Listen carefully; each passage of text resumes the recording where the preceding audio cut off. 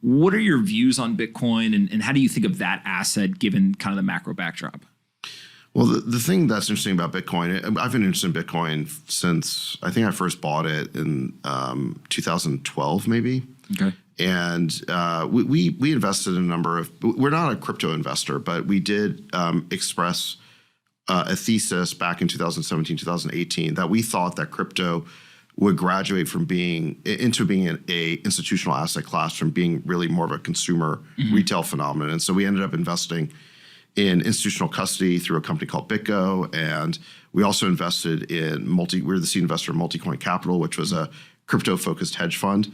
We basically believe that, that as crypto matured into an asset class, you would need specialized fund managers, of which we were not really. I'm a SaaS investor. But I'm like, but let's invest in these guys because they're focused on the problem. So we expressed a number of these views, and it generally has worked out very well for us. But in any event, so I've been interested in Bitcoin for a while, and I think the transformational part of Bitcoin is this idea that we could have non-fiat money, right? As we're talking about with the Fed, there is a huge risk of currency debasement when the government is in control, and particularly when you have the world's reserve currency. There's just such an enormous temptation to print money to finance your budget and to rack up loans that become unpayable. We're at what, like 130% of GDP now we owe. So we owe an amount of money greater than the size of our entire economy or our economic output. That sounds very hard to repay to me. So the temptation will eventually be to monetize the debt away, basically to debase the currency to pay for this debt. That's always been a risk throughout history. And now what Bitcoin offers is a different kind of currency where it's not backed by a government, it's backed by math, it's backed by encryption. And so you don't have to trust the government that there will only be 21 million Bitcoin. It's in the code. And so you just have to trust that Bitcoin effectively won't be cracked. You just have to believe that the system is secure. And I think a lot of people might over time gradually think that's a better form of money. Two other questions around Bitcoin. I guess one is like, do you think it could rise to become the global reserve currency? And whether that's 50, 100, even 500 years from now, like, is the expectation that there would be decentralized money as the core unit of account and kind of store value globally? Or do you think that we'll just get more and more fragmentation and there'll be fiat currencies, there'll be decentralized currency like Bitcoin? Maybe there's even these private currencies that some of these companies have tried to create. Like, how do you think this plays out? It's hard to know. I mean, Balaji's got this framework where there's basically only three currencies that have scale. One is the USD, sort of the USD American empire. Then there's China, the renminbi, and then there's Bitcoin in the sort of crypto world. And he thinks those are the only three currencies that can get to sufficient scale to be some sort of world reserve currency. I don't know what happens. I mean, I think the question is, can you get to something where Bitcoin is widely used without there being like basically a US dollar collapse or something catastrophic happening? I don't know the answer to that. I think there are sort of middle scenarios where, if you were in a country that had that with like a totalitarian government or something like that, or had export controls, or was extremely repressive, or was being invaded and going through a war, you'd want to move as much of your net worth into Bitcoin as you could, despite the price volatility, because it's portable. You could take it with you. So in that, it's the new diamonds, it's the new gold bars, whatever. So there's sort of that store value argument, even short of it being a fiat currency. But I think it's interesting.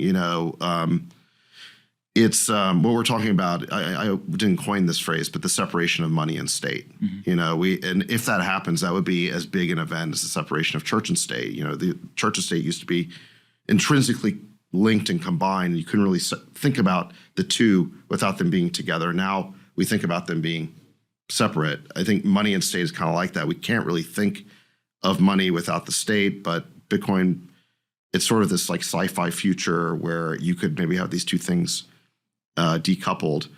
I don't know how long that takes. I don't, and it's very hard to know like what price you should put on that, which is why I don't like actively speculate on it, because I I just don't know what the price level should be. Yeah.